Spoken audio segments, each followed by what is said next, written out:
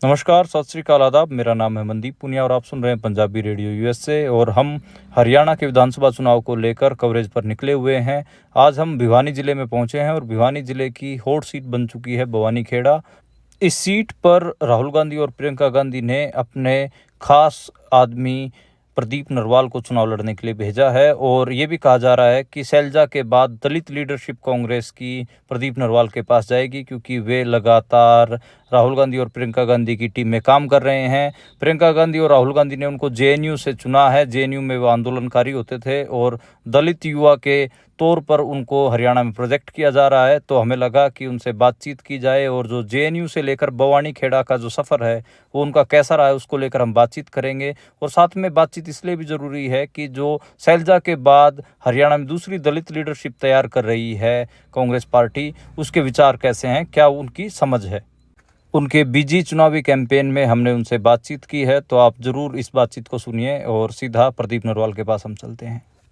JNU से बवानीखेड़ा, आंदोलनों से सीधा चुनावी राजनीति, प्रदीप नरवाल, ये दो जुमले लगातार हरियाणा की राजनीति में कहे जा रहे हैं। और बवानीखेड़ा आज के समय में हॉट सीट बन गई है हरियाणा की और सबकी निगाहें इस सीट के ऊपर है। कारण सिर्फ दो। एक, जेएनयू से पढ़ा लिखा आदमी इस सीट के ऊपर चुनाव लड़ने के लिए आया है और राहुल गांधी और प्रियंका गांधी ने स्पेशली टिकट दे के भेजा है।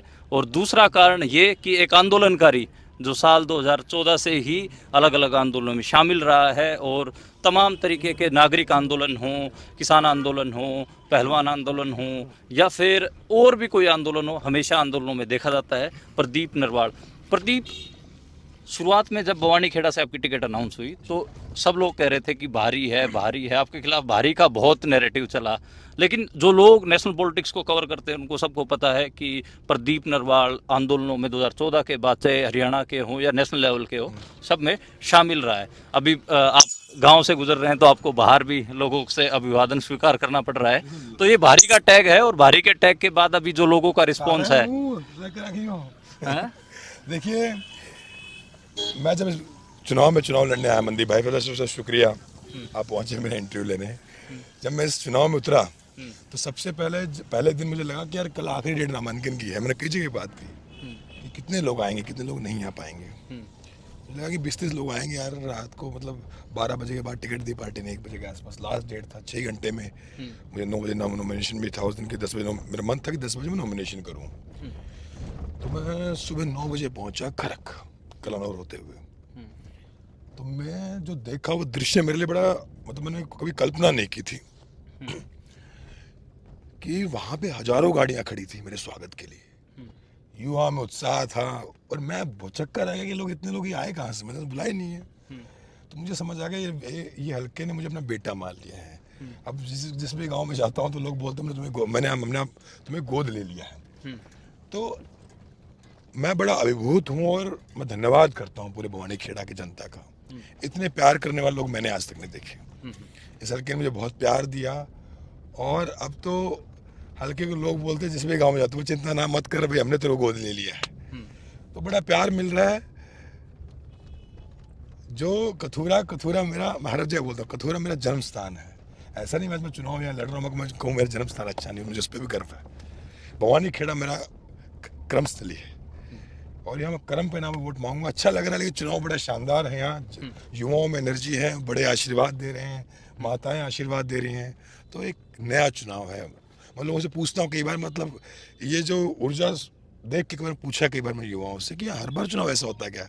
वो नहीं बोले पहली बार ऐसा चुनाव हो रहा है। मैं क्यों, मुझे ऐसा लग रहा है लोग इंतजार कर रहे थे एक नए विकल्प का।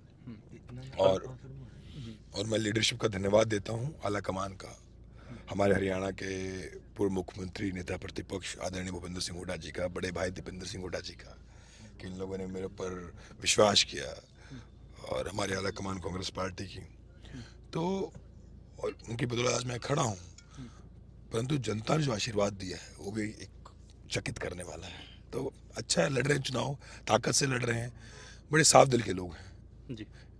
मैं कई बार बोलता हूँ इनका सम्मान और ये पगड़ियाँ जो मुझे पहनाते हैं हर जगह, वो कहते हैं प्यार, पगड़ी, सम्मान बड़ी जिम्मेदारी की चीज़ है, बड़ी जिम्मेदारी संभाल के रखनी पड़ती है।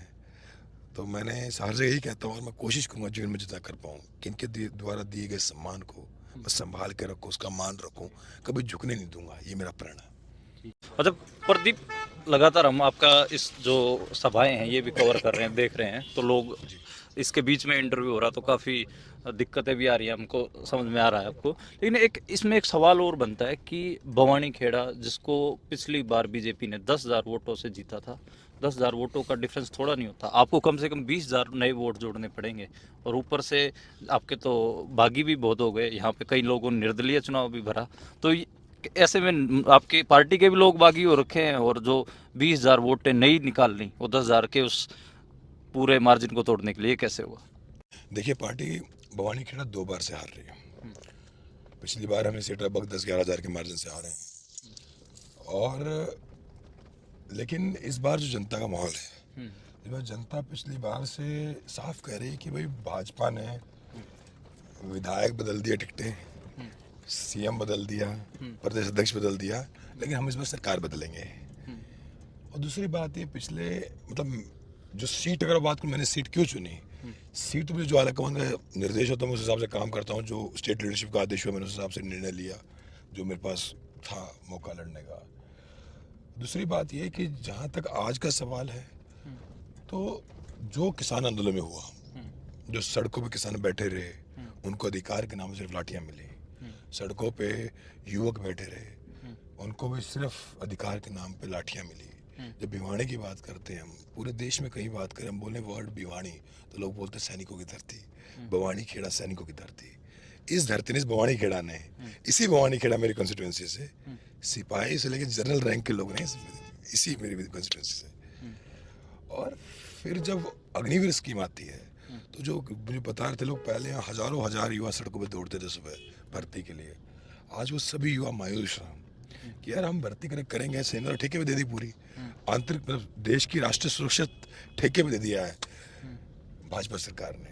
तो जनता ने मन बना लिया है कि सरकार ने जो फैसले लिए हैं वो जन विरोधी हैं, जनता के विरोधी हैं, और इसलिए जनता ने मन बना भाजपा को हराना है।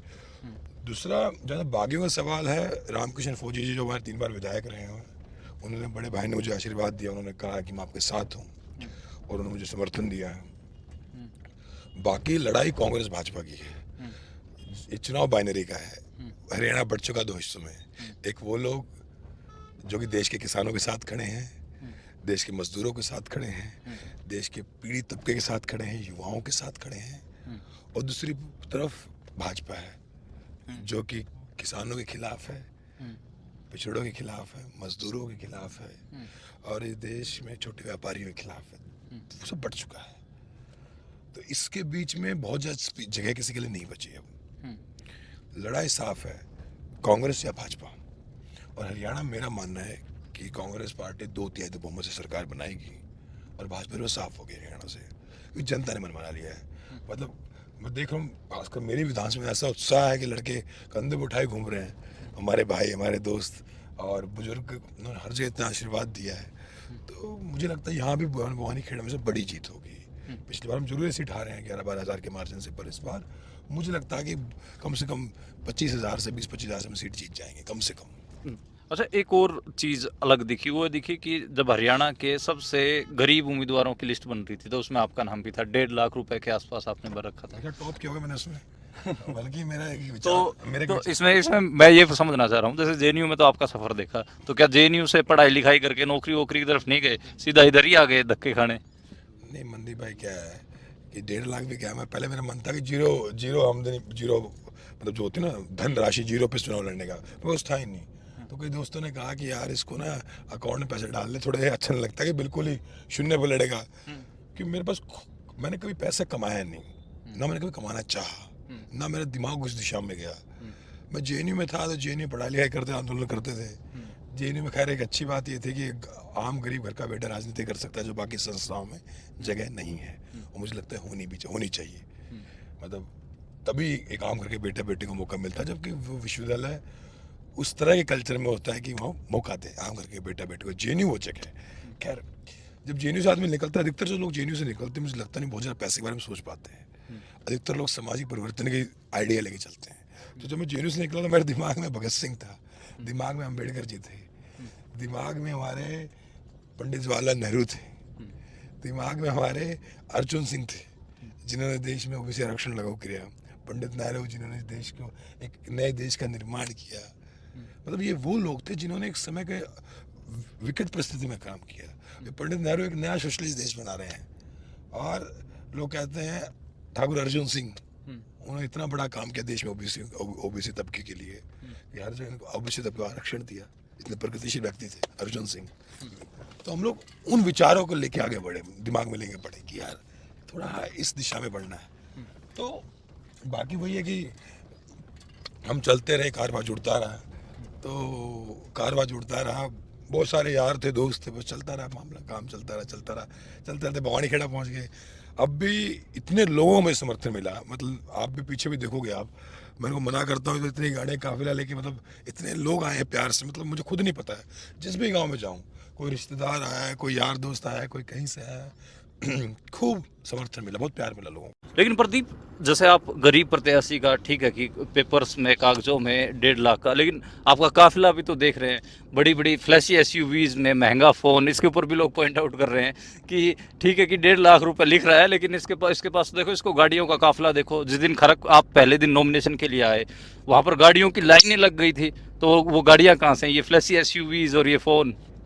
देखो, ये तो जनता का प्यार है, भाइयों का प्यार है, यारों का प्यार है, और सब यार दोस्त भाईचारा जिनसे मैंने रिश्ते निभाए, जिन्होंने मुझसे रिश्ते निभाए, वो सब आधी रात मेरे लिए खड़े हैं। वो कहते हैं भाई तेरे को भी सोचना नहीं पड़ा किसी चीज़ के बारे में। उन्होंने कभी मेरे दोस्तों की मुझे पैसे के बारे में सोचने नहीं दिया, कभी कमी नहीं फील होने दी, कि महसूस नहीं होने दी। पर्सनल गाड़ी नहीं है आपके पास? पर्सनल गाड़ी मेरे पास नहीं है, मेरी एक भी गाड़ी मेरे नाम पे नहीं है। मुझे लड़ना तो मेरा पर्चा ही खारिज हो जाएगा। तो मैं पर्सनल गाड़ी, मतलब कि मेरे को गाड़ी खरीदने पैसे कभी हुआ नहीं मेरे पास। तो सब चलता रहा, यार दोस्त भाईचारा, उन्हीं की ताकत से मैं यहाँ पहुँचा, उन्हीं की ताकत से मैं यहाँ खड़ा हूँ, और आगे मुझे पता हमेशा मेरे साथ खड़े ही हैं। तो कभी महसूस नहीं होगी। जेएनयू का मुझे लगता है जेएनयू ने आपको पैसे के बारे में सोचना बंद करवा देता है। जेएनयू आपको उस दिमाग से दूर ले जाता है। जिस तरह बड़े कुछ ट्रेडिशनल लीडर्स होते हैं, इस तरह जो मैं कई बार देखे हैं, तो उनका दिमाग धंधे में भी होता है, होना भी चाहिए दुनियादारी में, काम धंधे में, पैसा कमाने में, ठेके पट्टे में। जेएनयू आपको आइडियाज़ की तरफ ले जाती है। खैर, ये चुनाव खैर भवानी खेड़ा का है, तो उस पर हम ज़्यादा चर्चा करते हैं, लेकिन मेरे को इसमें दिमाग रहा नहीं। साथियों का साथ था, भाइयों का साथ था, उसी दम पे आ खड़े हैं। जेएनयू आइडियाज़ की तरफ लेके जाती है, लेकिन आप भिवानी ज़िले में, और भिवानी ज़िले के पॉलिटिशियंस को खानक और डाडम में लेके जाया जाता है। तो कहीं आप भी कोई माइनिंग माफिया, कल को पता चले कि जो जेएनयू में बड़ी बड़ी बातें कर रहा था, बाबा साहब अम्बेडकर की किताब लेके घूम रहा था, भगत सिंह की बात कर रहा था, छोटूराम की बात कर रहा था, उसके तो स्टोन क्रैशर चल रहे हैं, माइनिंग माफिया बन गया है। मैंने अभी लोगों को हर जगह में कह रहा हूँ भाषण में, आप ने सुना होगा कि मैं इस हल्के का लायक विधायक बनूंगा, लायक बेटा बनूंगा। ये कभी सुनने में नहीं आएगा कि तारा विधायक वहाँ माइनिंग में पकड़ा गया, वहाँ अवैध खनन करता पकड़ा गया, वहाँ बजरी चोरी करता पकड़ा गया, वहाँ किसी के साथ गलत काम करता पकड़ा गया, किसी का मार पिटाई करता पकड़ा गया, किसी की आवाज़ दबाता पकड़ा गया। सब में ये आएगा कि भाई तुम्हारा विधायक हमेशा हल्के के विकास के लिए खड़ा रहा, हल्के के लिए खड़ा रहा, भवानी खेड़ा की विकास के लिए बात करता रहा। और मुझे पता, मुझे ऊपरवाला जो चाहिए मिल जाएगा, ऊपरवाला मुझे चाहिए देता रहेगा जितनी मुझे ज़रूरत है।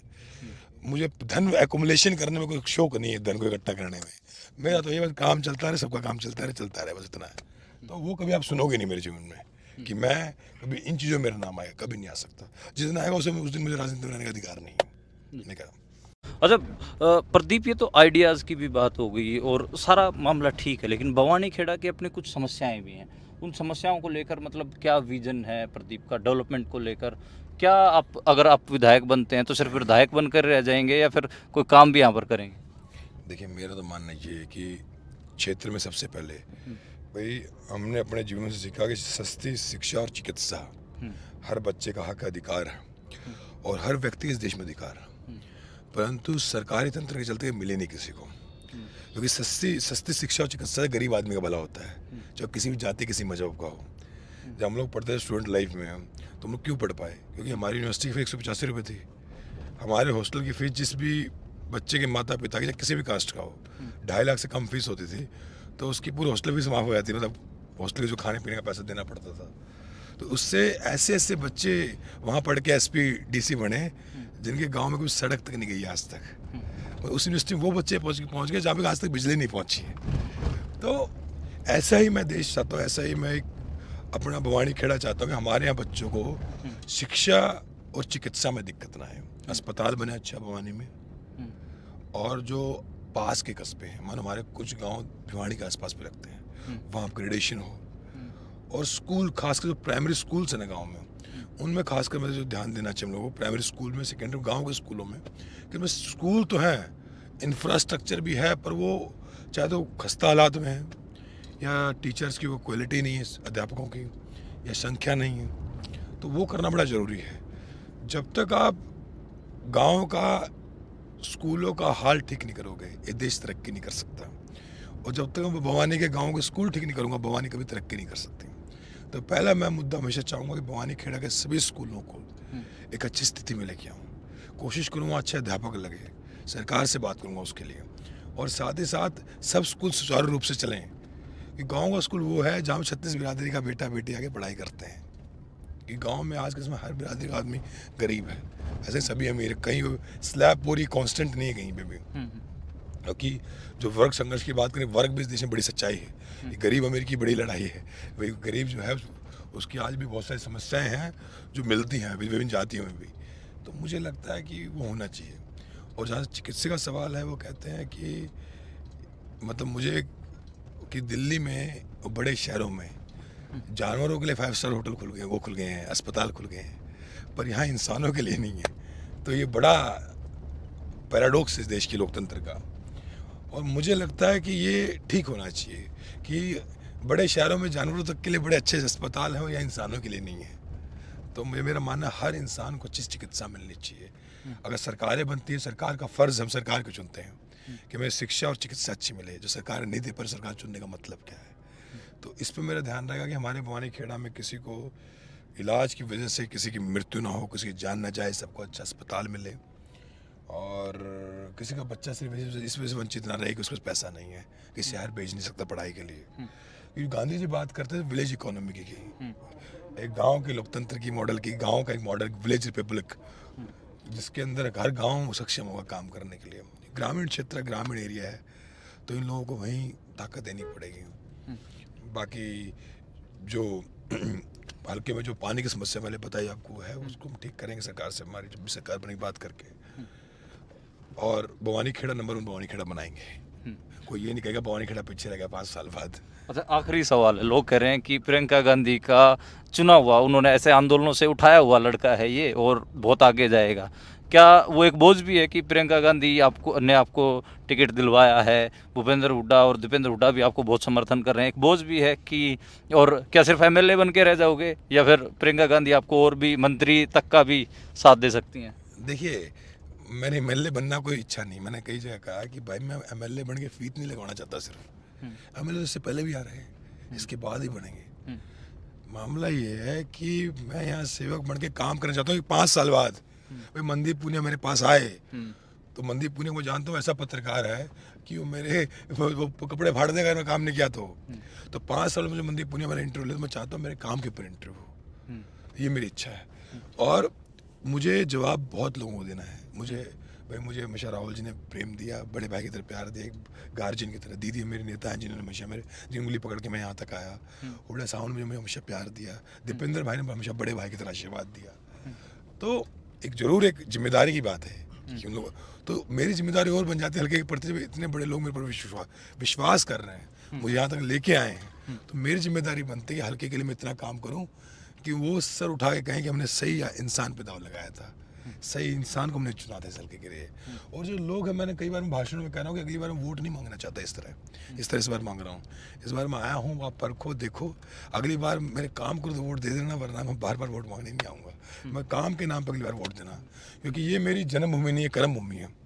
कर्म भूमि में जिम्मेदारियाँ बढ़ जाती हैं, और मैं काम के नाम पे वोट मांगूँ, अगली बार काम करेंगे और जिम्मेदारियाँ बढ़ जाती है। सही बात आपकी, जिम्मेदारियाँ बढ़ जाती है जब बड़े आपके ऊपर लोगों का प्यार होता है आपके ऊपर, और जनता का प्यार भी साथ में है, तो लेकिन पूरी संजीदगी से निभाएंगे इसको, पूरी सीरियसनेस के साथ। ये पानी वाला मुद्दा जो बता रहा हूँ आपको, सब कह रहे हैं पानी नहीं, मैंने कई जगह कहते पानी लाएंगे, तो मैं सोचा कि पानी नहीं आया फिर क्या कपड़े पड़ेंगे, लोग तो अपने सारे भाई इतने प्यार से सोच रहे हैं आज। तो मैंने फ़ोन किया एक बहुत बड़े इंजीनियर, चीफ इंजीनियर को, एक बड़े अधिकारी को, आला अधिकारी, पूछा पानी मिल भी सकता नहीं मिल सकता, या झूठे वादे कर रहा हूँ। तो बोला पानी तो मिल जाएगा, सरकार मिसमैनेजमेंट कर रही, भाजपा को सरकार चलानी नहीं आ रही है। तो सब कुछ करेंगे, बेहतर से बेहतर करने की कोशिश करूँगा भवानी खेड़ा भाईचारे का भवानी खेड़ा बने, सौहार्द का भवानी खेड़ा बने, एकता का भवानी खेड़ा बने, ऐसा भवानी खेड़ा बने हरियाणा के लोग कहें कि हाँ वैसा हल्का में चाहिए। बस इतना ही इच्छा है। और बस ये है कि इसमें मजाओ मेरे हल्के में द्वेष ना हो, प्यार से लोग रहें। और कहते हैं सब अमीर नहीं बन सकते हैं, पर कोई किसी गरीबी में शर्म ना करे, ऐसे भवानी खेड़ा हो। जी, शुक्रिया प्रदीप। और आपके समर्थक हैं वो बाहर बाहर देख रहे हैं, और शुक्रिया और ऑल द बेस्ट। प्रदीप हैं जेएनयू से भवानी खेड़ा, एक सफ़र इनका ये अब शुरू हो चुका, और भवानी खेड़ा में अपने लिए वोट तलाश रहे हैं। बहुत टफ चुनाव है, क्योंकि पिछली बार बीजेपी यहाँ से 10,000 की लीड से जीती थी, और अब की बार भी ये कहा जा रहा है कि भवानी खेड़ा इतनी फर्टाइल लैंड नहीं है। लेकिन अब देखना होगा कि जो छात्र जेएनयू में आंदोलनों की रास्ते से अपने लिए फर्टाइल ज़मीन जिसने तैयार की और प्रियंका गांधी, राहुल गांधी की नज़रों में चढ़ा, क्या वो